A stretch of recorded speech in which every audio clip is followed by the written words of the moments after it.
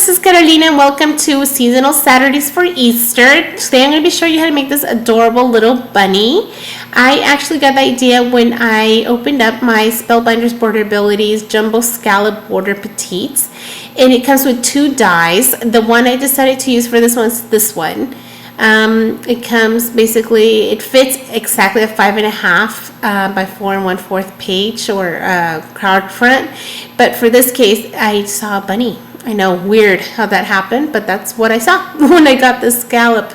And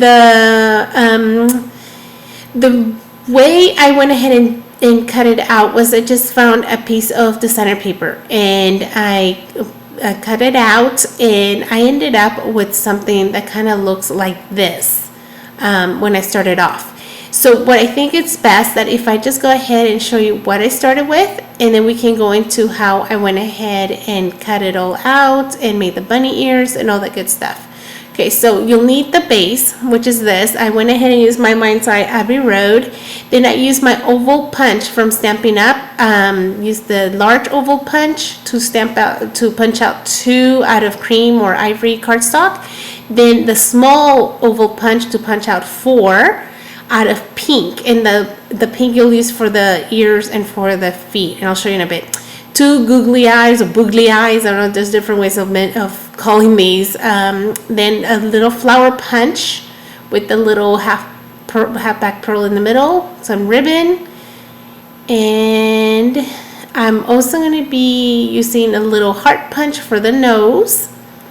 You'll see how it'll come to. It's a bunch of little pieces, but it'll work. 2 1/2-inch circles, I believe, or 1/4 inch circle.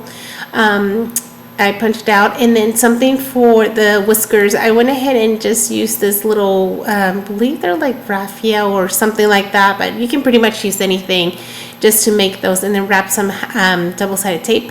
Some sparkly fluff, which is so much fun to work with, and I'll show you step by step on how I add those to my pieces. And I use those for the feet and for the ears in the middle, just to give it a little bit more texture. Okay, so why don't we go ahead and get started. Let me get this all out of the way. You'll need to start off with your base, and you want to turn it over.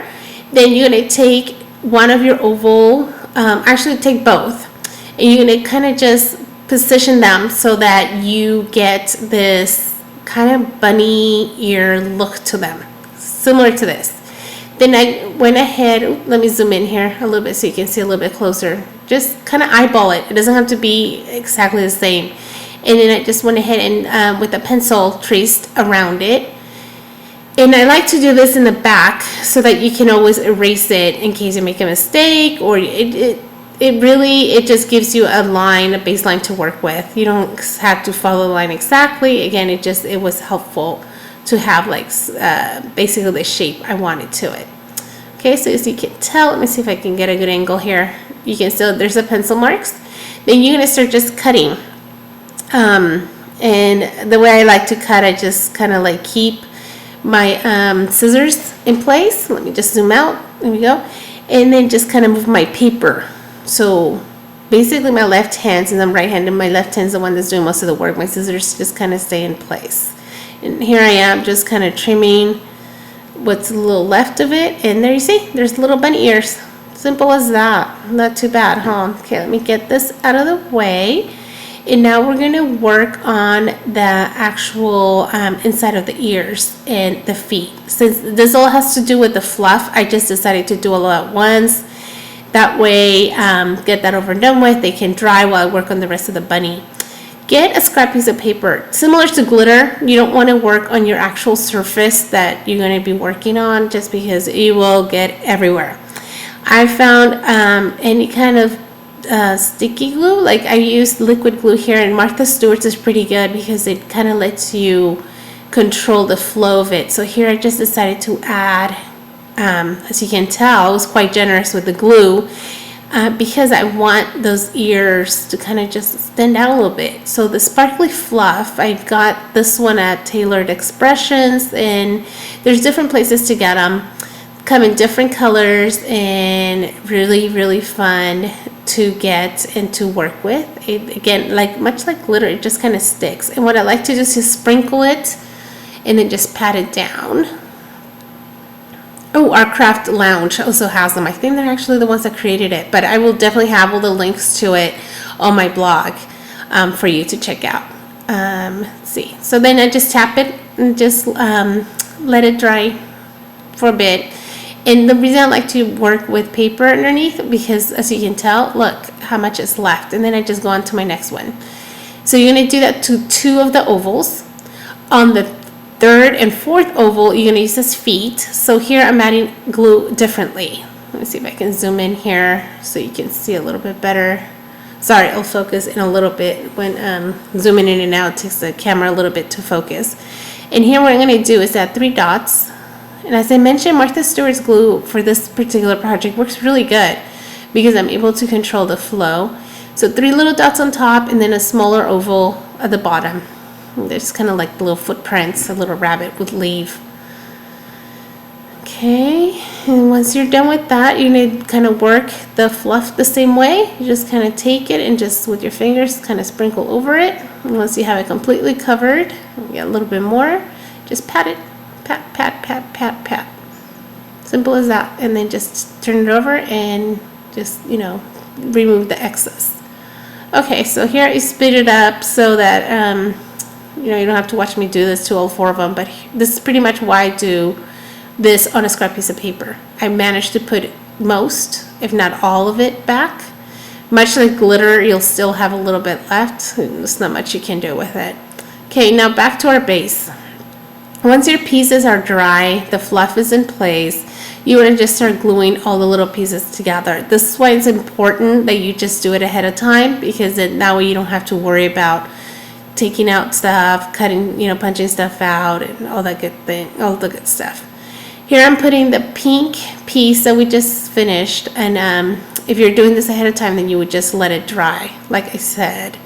And once it's dry, it's easier to hold. Here I'm kind of being extra careful because the pieces are still wet. But what I'm using first is dimensionals. And this is what the little feet are going to pop. How they pop from the base, from the body of the little rabbit. Or little bunny. Sorry, gosh, I'm tired. So a little bunny. And one more. You can either put it on the body if you want to control it, or you can put it on the actual foot. Totally up to you. And just remove your other side of your dimensionals, the sticky part, and you're done with the feet. There's the little feet. I hope you can tell it's starting to take shape. Now we're going to work on the ears. Again, more glue. So you can tell liquid glue is my friend, especially when it comes to 3D items. Just seems to hold things so much better. I don't know why. I've tried different adhesive, and I'd love to hear if you all have something you absolutely love. But these Tombow and Martha Stewart seems to be my favorite as of late, because they just pretty much hold everything. So the googly eyes, however you want to call them. A lot of people use glue dots. A lot of people use double-sided tape. I use liquid adhesive. Couple reasons for this. Googly eyes tend to move around, so this is a good way for you to put them down, kind of play around with it and see what works. Now the die, as you remember, has 2 holes, one on top, like pretty much in the middle of each scallop. To hide these, I punched out a flower, added a half back pearl in the middle. So here I am playing around with the eyes, so as I mentioned, it's the best way to do, and then just adhere the flower to that hole to hide that hole. Then the little whiskers, I think that's what they're called for bunnies as well as cats. I don't know. I kind of added them or tied them together with double-sided tape, which works great, not only because it lets me manipulate and fix them, but then I can also just adhere it to the actual body without having to worry about putting more glue. Then for the face, I added the little circles underneath it, and I'm going to use a black pen to add some freckles. Just because I think it'd be fun. Kind of makes it pop out a little bit more. Then the heart for the nose, just a heart I punched out with a small heart punch. I think it's from Stampin' Up as well. I think they just came out with it. Turned it upside down, and there's the little nose.